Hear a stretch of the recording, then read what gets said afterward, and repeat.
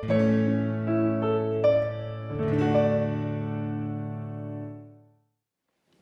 you would, Si pueden, por favor, vayamos juntos esta mañana a Juan 11. Y quiero que examinemos la última sesión de este capítulo, comenzando en el versículo 45. Fue casi exactamente hace un año atrás que por último nosotros analizamos la parte anterior de este capítulo en una serie de mensajes en los que vimos cómo Jesús levantó a Lázaro de los muertos.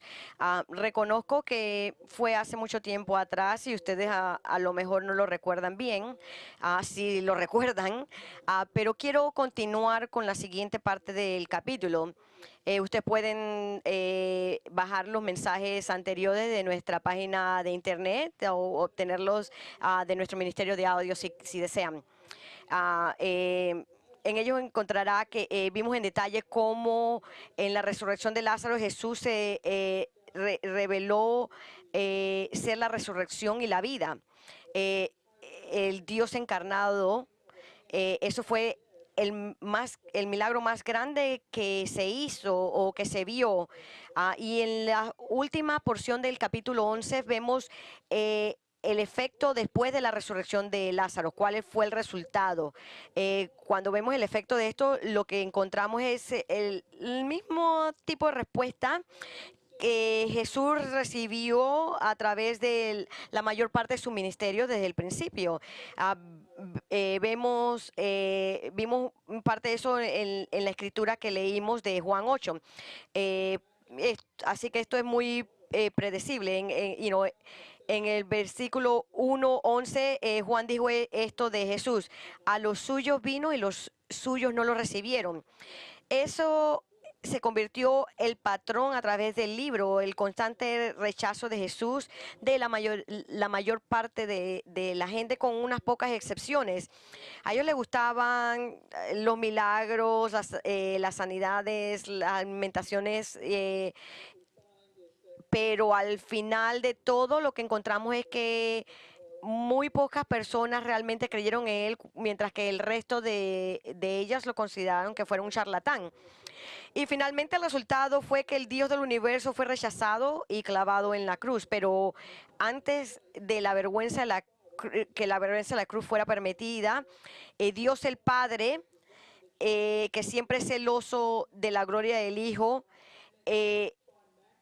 hizo que Jesús hiciera un milagro culminante, y ese milagro culminante fue la resurrección de Lázaro de entre los muertos. Y así que este milagro fue para darle gloria al Hijo y al Padre, para elevarlos a ellos en la cara de los rechazos que estaban obteniendo.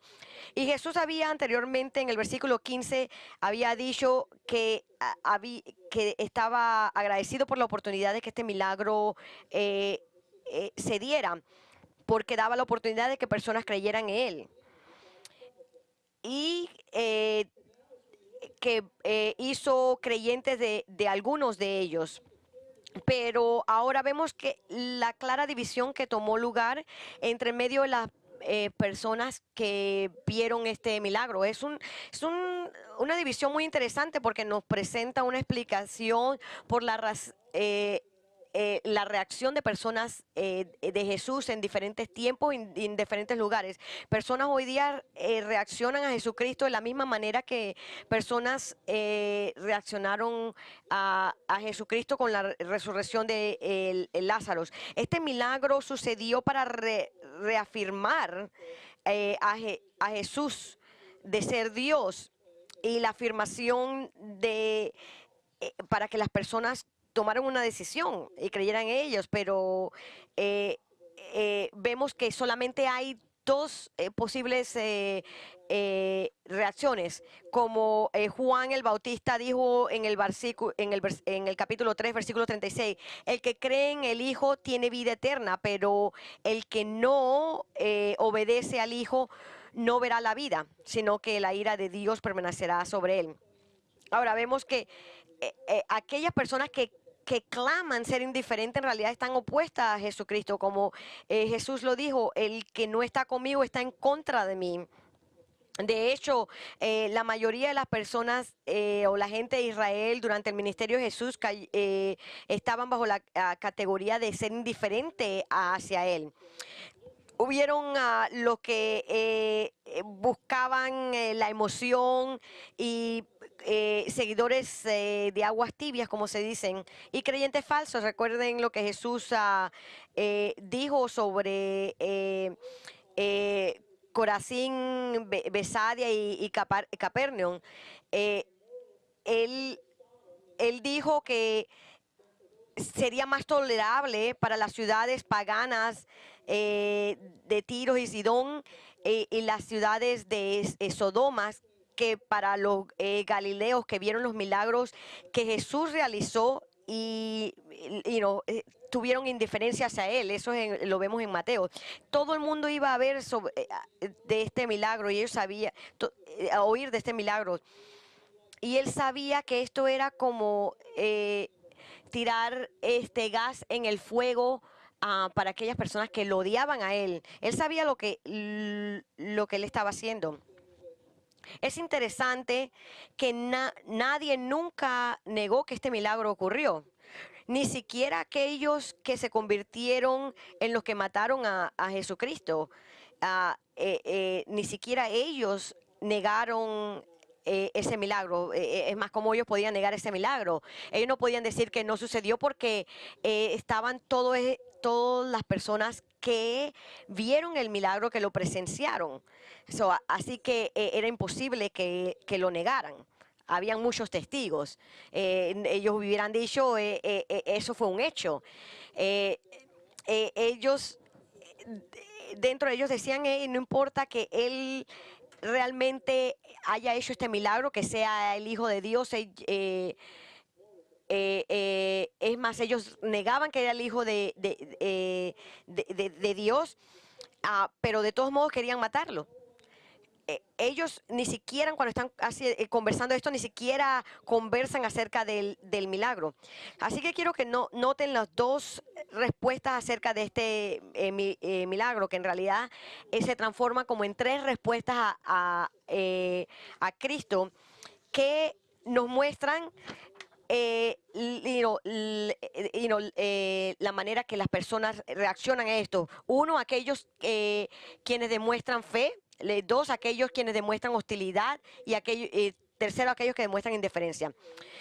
Lo primero que vemos es aquellos que vinieron.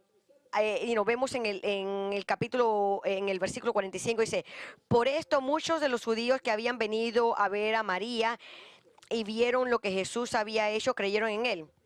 Vemos que todos fueron a Betlén para el funeral, vinieron a llorar la muerte de Lázaro. Miren que ellos dijeron que, miren que en este versículo mencionan a María, no mencionan a Marta. No sé por qué, a lo mejor porque María era la emocional, realmente a lo mejor la más triste. Ella a lo mejor requería más consolación. Sin importar la razón, Juan simplemente nada más menciona a María y no Marta.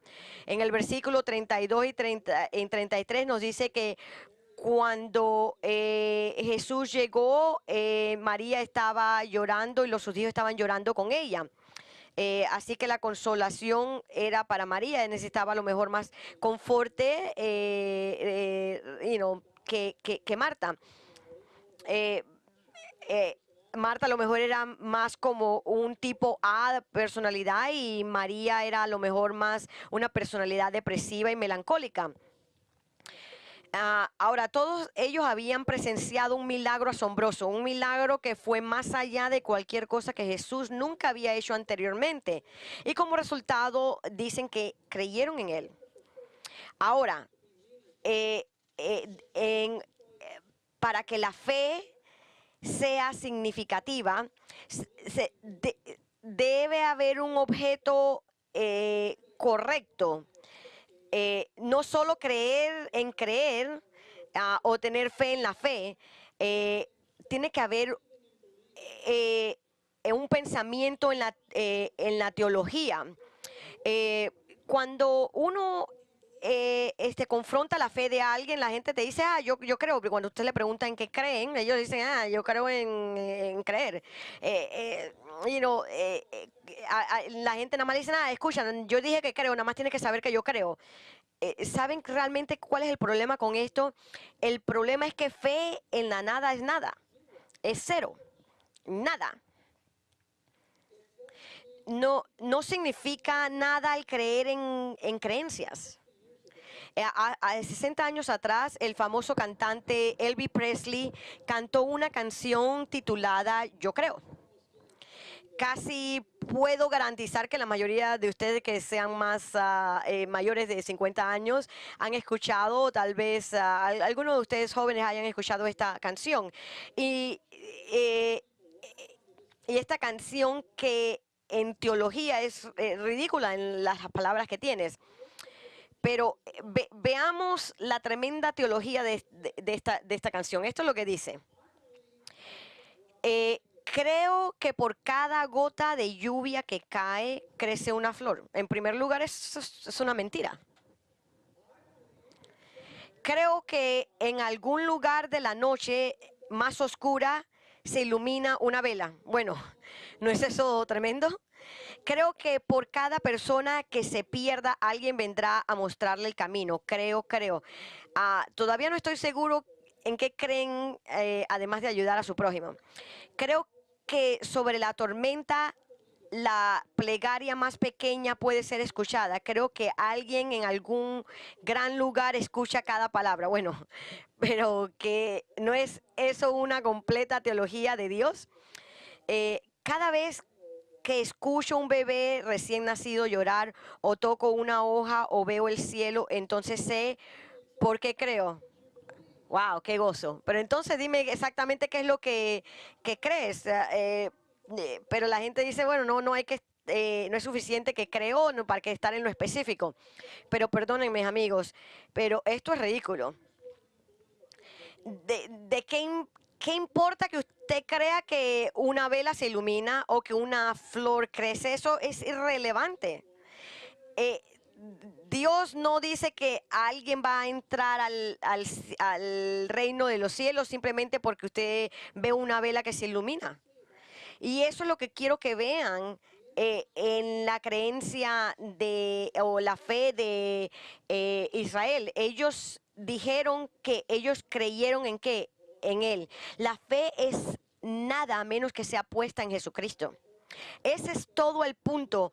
Pedro dijo eso, y en ninguno otro hay salvación porque no hay otro nombre bajo el cielo dado a los hombres en el cual podamos ser salvos. Si una persona no pone su fe en Jesucristo, su fe no tiene significado. Jesús es exclusivo, no hay ninguna otra opción. Usted no puede creer lo que usted quiera. Usted debe creer en Él y en Él solamente.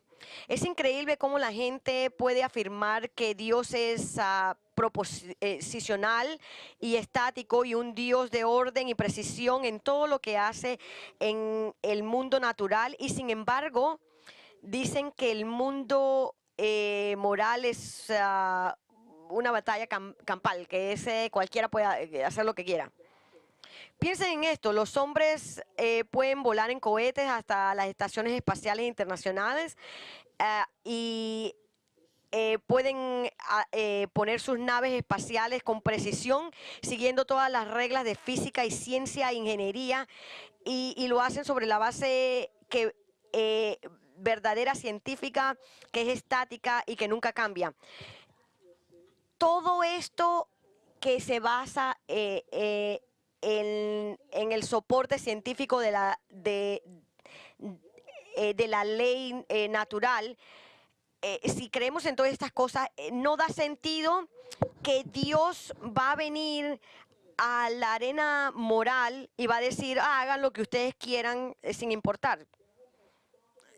Esto es absurdo porque Dios tiene revelación proposicional, estática en términos de moralidad, tal como lo hace el mundo científico. Es cierto que a veces la escritura utiliza ciertas cosas para separar las personas que no creen en Jesucristo de cierta manera, como por ejemplo en Juan 8:30, en el pasaje que leímos anteriormente, vemos un ejemplo donde dice, al hablar estas cosas, muchos creyeron en él. Pero en el versículo siguiente Jesús dijo, si vosotros permanecéis en mi palabra, verdaderamente sois mis discípulos. En otras palabras, su consentimiento inicial de crecer en Jesús no significa necesariamente que ellos totalmente comprometieron su vida a Él. La única manera que sabemos que esta afirmación es cierta es porque continúan en la obediencia a la palabra de Dios. Así que la palabra creer en Él puede significar salvación genuina o puede significar solo el reconocimiento mental. Así que la pregunta que necesitamos hacernos y que necesitamos responder, ¿qué es lo que significa en el versículo 45? Bueno, primero que nada, en el versículo 49 al 52 se refiere a la muerte de Cristo que resulta en la salvación de su pueblo, una salvación que en contexto parece incluir este grupo de judíos que creyeron en él. En segundo, la razón principal que vemos aquí es que Jesús levantó a Lázaro, eso era para glorificarse a sí mismo. Por lo cual esto para glorificar al Padre y la gente que realmente creyeron en Él, creen en esto. Y tercer lugar, las autoridades judías evidentemente habían consultado a estas personas como auténticos seguidores de Cristo, porque en el versículo 48 ellos dicen, bueno, si nosotros no nos deshacemos de este tipo, muchos otros van a creer en la manera que estos creyeron. Así que sabemos que se está hablando de creyentes de verdad. Aquí vemos que cuando en cualquier lugar donde Jesús se presente a sí mismo como Dios encarnado, siempre va a resultar en división. Y esto es lo que vemos en este pasaje. Esto fue un milagro increíble, sin duda alguna. Esta gente creyeron en él.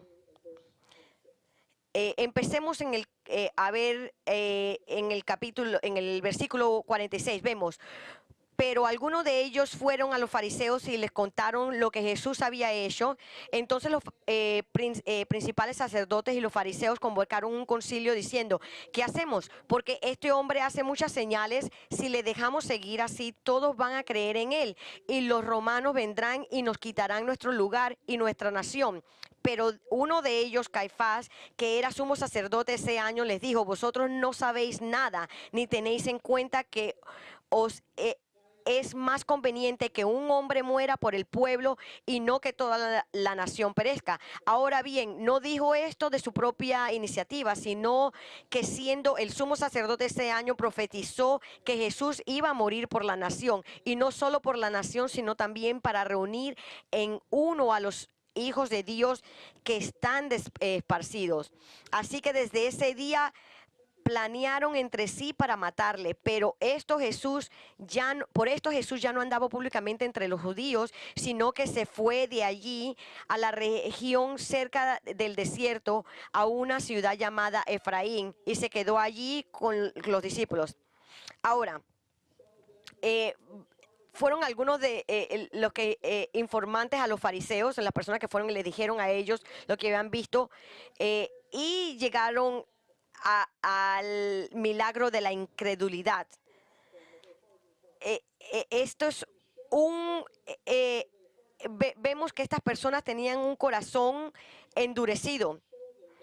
No importa lo que le muestren, porque no hay capacidad en el corazón de ellos para percibir la verdad. El corazón de ellos está completamente endurecido. Estas personas fueron a la tumba de Lázaro con el corazón oscurecido, totalmente convencidos, incrédulos y sin inmutarse. Y eso es exactamente el resultado que tienen. Vemos que Juan dice, esta respuesta incredulidad ante la prueba más clara de la confirmación de la enseñanza de Cristo. Lo vemos en Lucas 16:31. Mas Abraham le contestó: si no escuchan a Moisés y a los profetas, tampoco se persuadirán si alguno se levanta de entre los muertos. Como vemos, el problema aquí no es que no hay suficientes hechos para creer en Cristo, sino que el que es no creyente odia a Dios y no quiere creer en nada ni en ningún milagro de lo que Él pueda hacer. Ahora, quiero que observen algo acerca de la incredulidad de estos religiosos judíos. Ellos no estaban incómodos para racionalizar lo sucedido. Ellos ni siquiera se preocuparon en tratar de racionalizar o explicar el milagro. Es más, de hecho, ellos ni siquiera niegan de que ese milagro tomó lugar. Así que esta es la reacción de un corazón endurecido. Alguien que puede estar parado acerca de una tumba, ver a un hombre que estuvo muerto por 4 días y resucitar y caminar y no creer en que la persona que lo resucitó es Dios. Esto es increíble. Esto prueba la verdad de Juan 6:44, donde Jesús dijo: nadie puede venir a mí si no lo trae el Padre que me envió. Nadie viene a Cristo hasta que Dios llega al corazón y derrite esa incredulidad. Salvación es totalmente obra de Dios. A menos que Dios prepare el corazón para recibir la verdad, siempre seguirá siendo incrédulo. El Espíritu Santo tiene que elaborar y labrar la tierra del alma para que el corazón de una persona esté listo y preparado para recibir la verdad.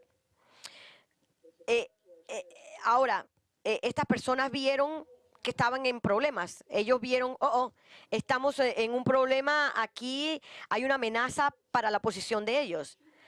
Así que llamaron a una reunión del consejo. Lo vemos en el versículo 47. El sacerdote principal hizo esta junta de los principales sacerdotes y de los fariseos que convocaron el consejo. Los principales sacerdotes eran un grupo que estaba compuesto de ex sumos sacerdotes, y la mayoría de ellos eran saduceos, que era una secta políticamente orientada de los liberales teológicos que no creían en la resurrección o en ángeles. Eran ricos aristócratas y muy envueltos con la política de Roma y la nación de Israel. Por otro lado estaban los fariseos, que eran súper legalistas. Ellos estaban mucho más en sintonía con el pueblo y la nación, porque eran personas de clase media. Eran los fundamentalistas del judaísmo, que obedecían estrictamente la ley del Viejo Testamento, así como numerosas otras leyes que habían creado ellos mismos y que creían eran extensiones naturales de la ley del Viejo Testamento. Ahora, estos dos grupos, que normalmente no tenían nada en común, después de todo eran grupos que estaban formados por los fundamentalistas súper conservadores, y el otro grupo que estaba formado por los liberales teológicos políticamente orientados. Estos dos extraños vinieron a juntarse, y ustedes notaron que cuando se unieron no había ninguno de ellos estaban negando el milagro que sucedió.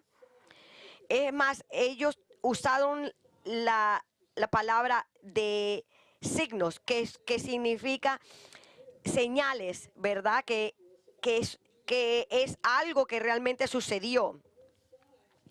Señales, eso trae bastante peso, porque es algo que apunta hacia algo más.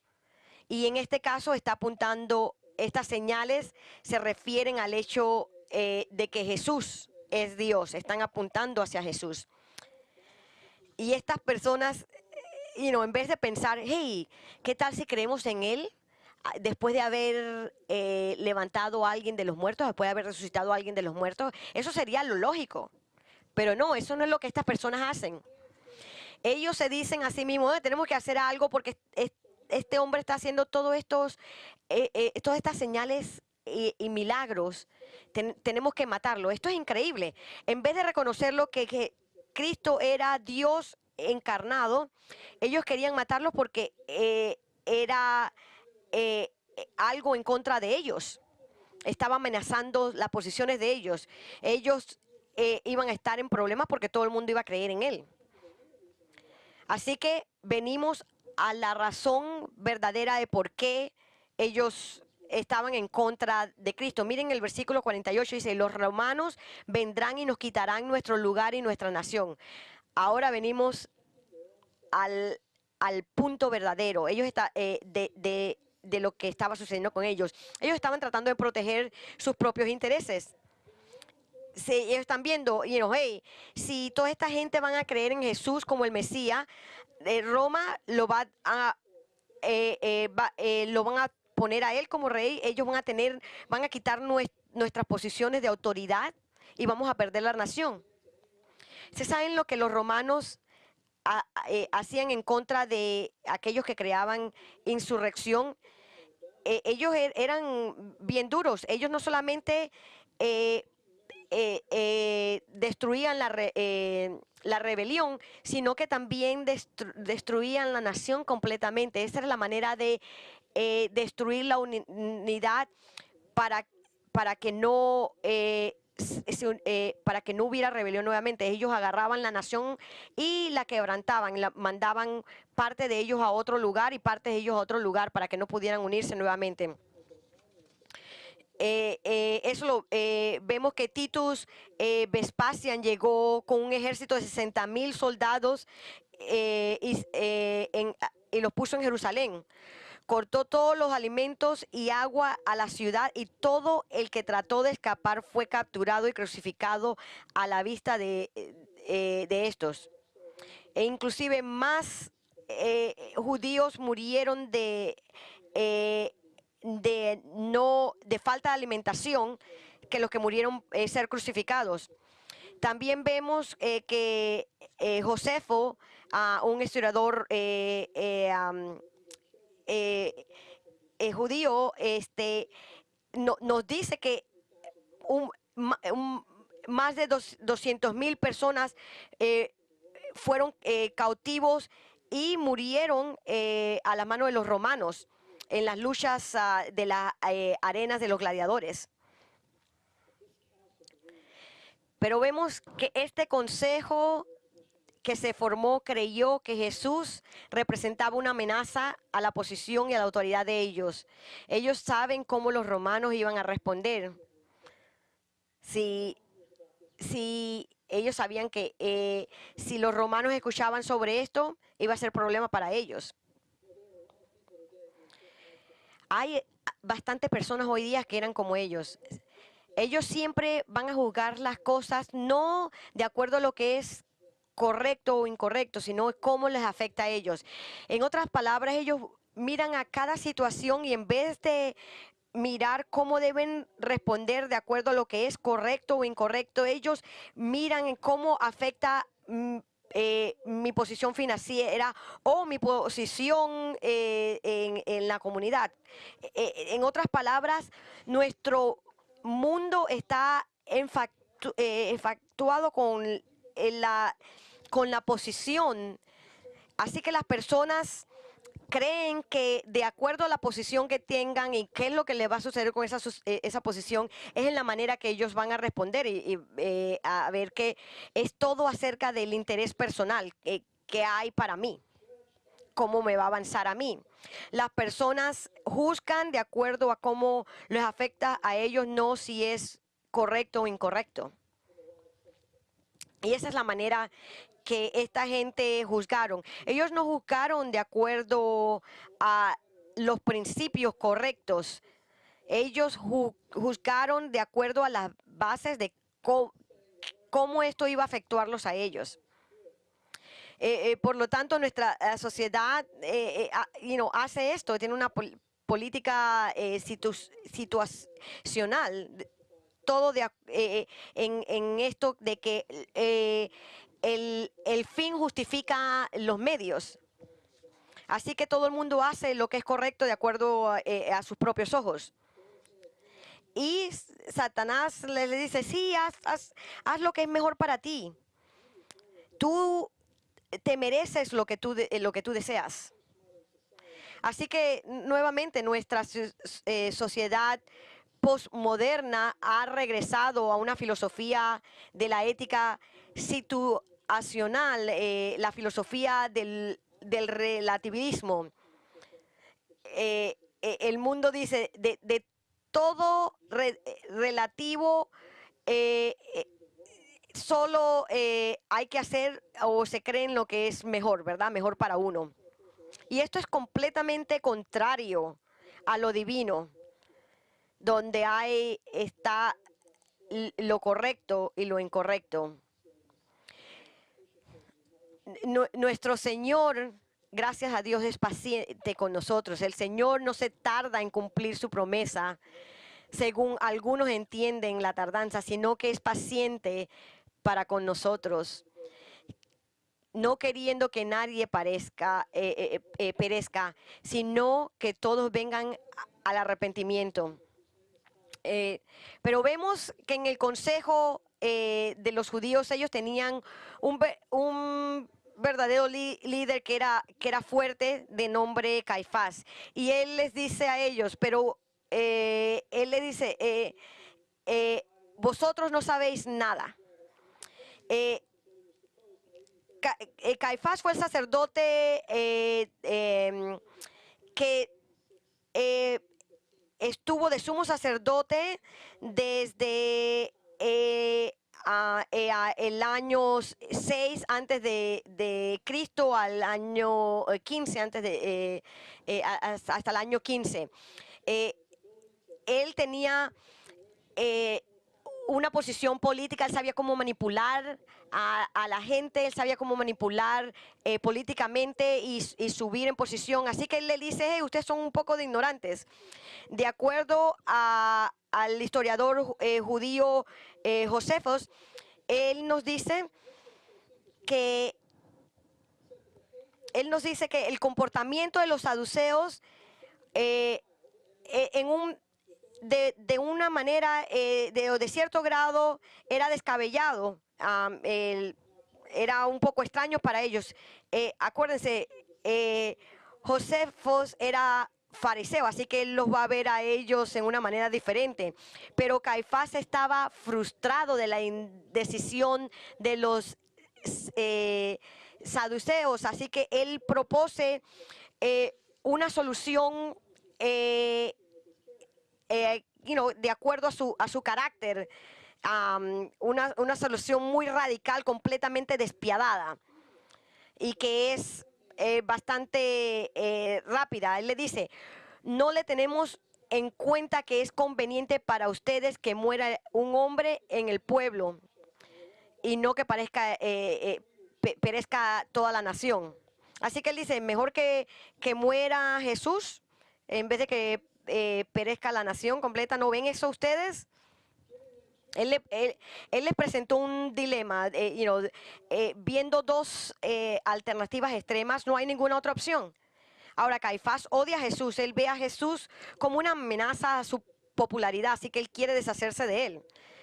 No hay ninguna amenaza de ninguna rebelión, no hay ningún peligro de una insurrección encabezada por Jesús. Jesús no estaba haciendo eso. Este tipo era un falso hipócrita. Si usted quiere leer acerca de qué tan falso fue Caifás, lean Mateo 26. En Mateo 26, durante el juicio de Jesús, él está preguntándole a Jesús si él es el Mesías, y Jesús le dice, tú mismo lo has dicho, sin embargo os digo que desde ahora veréis al Hijo del Hombre sentado a la diestra del poder y viniendo sobre las nubes del cielo. ¿Y qué es lo que la respuesta de Caifás? Él se rasgó sus vestiduras y dijo, él está blasfemando. Y, y él dijo esto porque necesitaba una razón para poder matar a Jesús, así que lo está... le está diciendo que él está blasfemando, le está acusando de blasfemia, cuando no es cierto.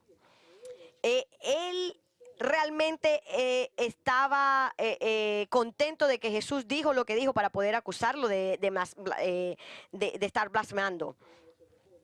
Así que en este momento él dice, mejor que Jesús muera en vez de que toda la nación muera. Él lo dice de manera de forzar al grupo a decidir, que ya sea que Cristo muera o muere la nación completa. Entonces aquí venimos al versículo 51 y encontramos que Juan inserta una nota más sorprendente con respecto a la declaración de Caifás. Simplemente no hay manera que nadie pueda saber qué Caifás podría saber si Caifás está inspirado por Dios para hacer esta declaración profética, a menos que el Espíritu Santo revelara esto a otros a través del apóstol Juan. Así que lo vemos que Juan nos los dice en el versículo 51. Él dice, ahora bien, no dijo esto de su propia iniciativa. Nuevamente, veámoslos. Ahora bien, no dijo esto de su propia iniciativa, sino que siendo él sumo sacerdote ese año, profetizó que Jesús iba a morir por la nación. Dios tomó esta declaración que Caifás dijo para matar a Cristo, y lo dijo que Cristo realmente iba a morir por su gente. Caifás realmente estaba diciendo la verdad, pero él realmente no tenía la menor idea del que estaba haciendo eso. Él realmente no dijo esto por su propia iniciativa. Y cuando Juan dice eso, él no quiere decir que él fue forzado a decir esto. No, sino que Dios con su providencia insertó estas palabras que Caifás ni siquiera podía racionalizar él mismo, de que esto se estaba refiriendo a la muerte de Jesucristo para la salvación de la humanidad completa. Dios puede utilizar a cualquiera y a cualquier cosa para hablar de sí mismo. ¿Se acuerdan cómo él utilizó a Balaam para hablar por él? Y se acuerdan que Jesús también dijo que él puede inclusive utilizar rocas para clamarlas. Él dijo en Lucas 19:40, las piedras clamarán. Las palabras de Caifás, Dios declara, es el efecto de la muerte de Cristo, que es Dios. Y Dios utiliza esto como una ilustración para la humanidad, de que las personas malvadas pueden hacer lo que hacen y Dios lo va a utilizar para hacer su propósito. Ahora vayamos a Hechos 4:26. En esto Pedro y Juan acababan de reportar a sus compañeros sobre todo lo que Dios había hecho por medio de la detención de ellos. Y esto es lo que le dijeron al Señor cuando ellos estaban alabando. En el versículo 26 dice, se presentaron los reyes de la tierra y los gobernantes se juntaron a una contra el Señor y contra su Cristo. Porque en verdad en esta ciudad se unieron tanto Herodes como Poncio Pilato, juntamente con los gentiles y los pueblos de Israel, contra tu santo siervo Jesús, a quien tú ungiste, para hacer cuanto tu mano y tu propósito había predestinado que sucediera. ¿Qué quiere decir esto? Es decir, que Herodo y Poncio Pilato y los romanos y los judíos fueron designados por Dios para traer a la muerte a Jesucristo según el plan preordenado de Dios. Así que, ¿quién es responsable por la muerte de Cristo? Los romanos fueron responsables, los judíos fueron responsables, pero inclusive con todo esto, Dios fue el que estaba orquestando la muerte de su hijo para utilizarla con el fin de utilizarla para lograr la salvación de sus elegidos. Caifás fue simplemente un eslabón en la cadena de decretos divinos que Dios tenía. Él cumplió el consejo de Dios sin ni siquiera saberlo. Ahora, continuemos nuevamente y vemos que en el versículo 51 dice que Jesús iba a morir por la nación, y no solo por la nación, sino de manera que Él también iba a reunir en uno a los hijos de Dios que están esparcidos. ¿A qué se refiere esto? A los gentiles. Jesús no solo murió por los elegidos de Israel, pero Él murió por los otros hijos de Dios que estaban por todo el mundo, de manera que Él uniera ambos de estos grupos y los pusiera en un solo cuerpo, que iba a ser la iglesia. Los judíos y los gentiles se trajeron en un solo organismo que se convirtieron en un solo cuerpo. Así que Caifás profetiza sin darse cuenta que Jesús va a ser el portador del pecado para todos los judíos elegidos. Y Juan explica que no solo los judíos elegidos, pero también los gentiles elegidos dispersados a través de todo el mundo. Y vemos la conclusión de esto en el versículo 53. Dice, así que desde ese día planearon entre sí para matarle. Ellos estaban pensando cómo lo iban a matar. Mantenga ese punto en mente a medida que leemos al siguiente. Todo acerca de ese juicio fue una farsa.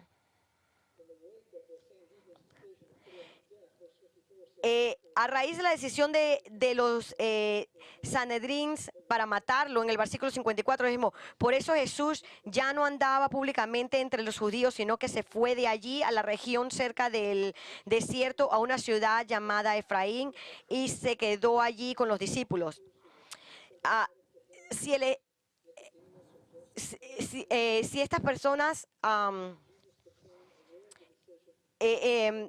si el ejército, su omnisciencia en esta ocasión, si fueron informados de la decisión del Sanedrín por uno de sus miembros que simpatizaba con él, como Nicodemo o José de Arimatea, Jesús se dio cuenta de la decisión y se quedó y se fue lejos de esto. Puede ser que nuevamente que él sabía esto por omnisciencia o que alguien le dijo, pero nuevamente él se separó de la ciudad. Así que nuevamente vemos las dos reacciones. Una, a aquellos que respondieron en fe, y aquellos que demuestran la hostilidad en contra de Cristo. Vemos en el capítulo 55, y estaba cerca la Pascua de los judíos, y muchos de la región subieron a Jesucristo antes de la Pascua para purificarse. Entonces buscaron a Jesús, y estando ellos en el templo se decían unos a otros, ¿qué os parece? ¿Que no vendrá a la fiesta? Y los principales sacerdotes y los fariseos habían dado órdenes de que si alguien sabía dónde estaba Jesús, diera aviso para que lo prendieran. Esta es la tercera y última Pascua mencionada en el Evangelio de Juan. Algunos comentarios dicen que un montón de personas, más de 1 millón de personas, llenaron la ciudad durante estas 3 fiestas principales. La gente generalmente llegaba muy temprano, estaban listos para celebrar la fiesta y aquí Juan nos dice que ellos estaban buscando Jesús. ¿Por qué? Porque él era popular, él era la gran atracción. Después de todo había estado en las fiestas de Pascua, en las dos fiestas de Pascua anteriores. Y él crea una escena en cada una, ¿no? Así que lo vemos que antes de la segunda escena, él alimentó 15,000 a 20,000 personas.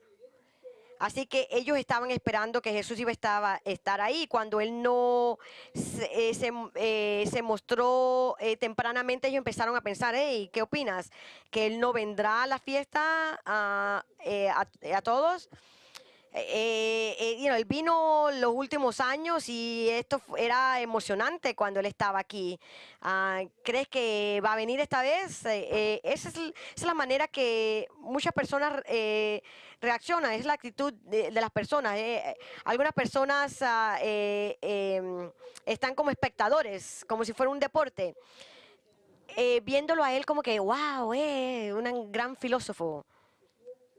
No hay realmente un compromiso, no se observa que haya admisión de fe, no hay fe genuina, no hay salvación en esas personas, ningún amor especial por él, ningún deseo de servirle. Es solo mirarlo, viéndolo como algo espiritual, algo religioso, pues no un compromiso hacia él, no una entrega hacia él. Y ese es como esta multitud lo estaba viendo a él. ¿Y qué pasa cuando lo ven? El capítulo 12 nos dice que gritaron, Hosana, bendito el que viene en el nombre del Señor, el Rey de Israel. Eso fue en el lunes. Pero ¿qué gritaron ellos para el viernes? Fuera con él, crucifícalo. Como ven, Jesús simplemente fue para ellos como un deporte, como ellos eran espectadores, como se ven los deportes, y ellos realmente no le preocupaban por él. En el versículo 57 vemos el, el colofón a la resurrección de Lázaro. Nos dice que las autoridades religiosas habían dado órdenes de que si alguien sabía dónde estaba Jesús, debían denunciarlo para que lo pudieran aprender. Jesús ha dado tremendo testimonio de su poder divino y todo lo que ellos quieren hacer es matarlo. Esto es increíble. Esta es la clase de respuesta de los no creyentes hacia Cristo, que ellos no quieren ver su gloria, ellos simplemente lo quieren matar. Cada uno de nosotros somos como ellos antes de que Jesús tocara nuestro corazón. Por eso se toma un acto de Dios para nosotros venir a fe a Cristo, porque la incredulidad es tan dura que nadie puede ver a Cristo más allá como una figura histórica si Dios no le toca el corazón. Es solamente cuando Dios transforma nuestro corazón que nosotros realmente podemos ver a Cristo como es nuestro Salvador. Aquí lo vemos, las tres diferentes reacciones a Cristo. Aquellos quienes demuestran fe en Él, aquellos quienes demuestran hostilidad hacia Él y aquellos quienes demuestran indiferencia hacia Él. Pregúntese a sí mismo, ¿cuál de estos lo describe usted? ¿Usted es uno de ellos que tiene fe en Él? ¿O es fe solamente en la historia que no se enfoca en la persona de Jesucristo? ¿O es una fe que realmente está enfocada en Él y en su muerte expiatoria por su pecado? ¿O es usted de aquellos que amargamente son hostiles hacia Cristo, que se oponen a Él y que usted con ira quiere ridiculizar a cualquier persona que realmente cree en Él? oro que Dios realmente toque su corazón y abra sus ojos para que venga usted a confiar solamente en Cristo para su salvación, porque si no va a terminar en los tormentos del infierno. ¿O es usted como la tercera categoría, aquellos que son indiferentes hacia Cristo, que realmente no les importa, o que lo ven como un maestro, un gran modelo a seguir, un filósofo increíble, tal vez incluso un trabajador de milagros, pero no necesariamente Dios encarnado? Eh, si es así, usted también está en peligro de ir al infierno por eternidad. Porque como dijimos al principio, solamente hay una manera de ser salvos y ir al cielo, es de creer en Jesucristo y Jesucristo solamente. Su creencia o incredulidad son las únicas dos opciones. O crees en Cristo realmente o lo rechazas. No hay otras opciones. Jesús exige lealtad total y completa como el único Salvador en quien hay salvación. Así que le pido que se arrepienta de sus pecados y confíe en Él solamente para su salvación. Les imploro que lo haga hoy día, y que para que tenga una garantía de que va a tener vida eterna y que va a haber un mañana para usted. Oremos. Nuestro gran Dios y Padre Celestial, te damos gracias por esta porción de tu palabra dada a nosotros para nuestras instrucciones y edificación. Nos has mostrado 3 fotos del corazón humano en relación a Jesucristo, tu Hijo. Señor, hay algunos aquí hoy día que han verdaderamente comprometido sus vidas a Cristo, que han depositado su fe plena en Él y solamente en Él. Te alabamos por lo que has hecho, por la muerte de Jesucristo, por lo que has hecho por nosotros, por el camino que nos estás poniendo frente a nosotros de obediencia y los mandamientos, Señor. Pero Padre, es posible que puedan haber algunos aquí que son hostiles son hostiles hacia Jesucristo, que lo rechazan, que consideran que Él es simplemente un mito o un cuento de hadas, y que no lo conocen, Señor, que lo odian y que son ciegos a la verdad y que se burlan de Él. Te pido por ellos, Señor, quienes lo necesitan. Señor, también hay algunos aquí que tienen sus corazones endurecidos.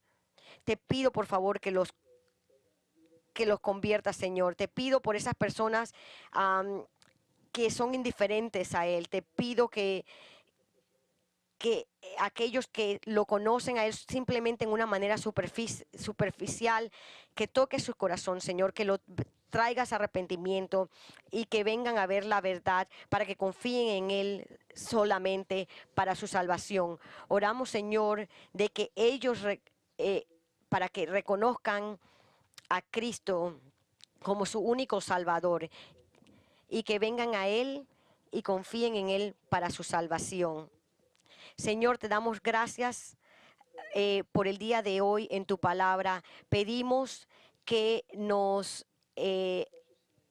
ayudes que nos fortalezcas y nos ayudes a seguir en tu palabra, Señor. Oramos esto en el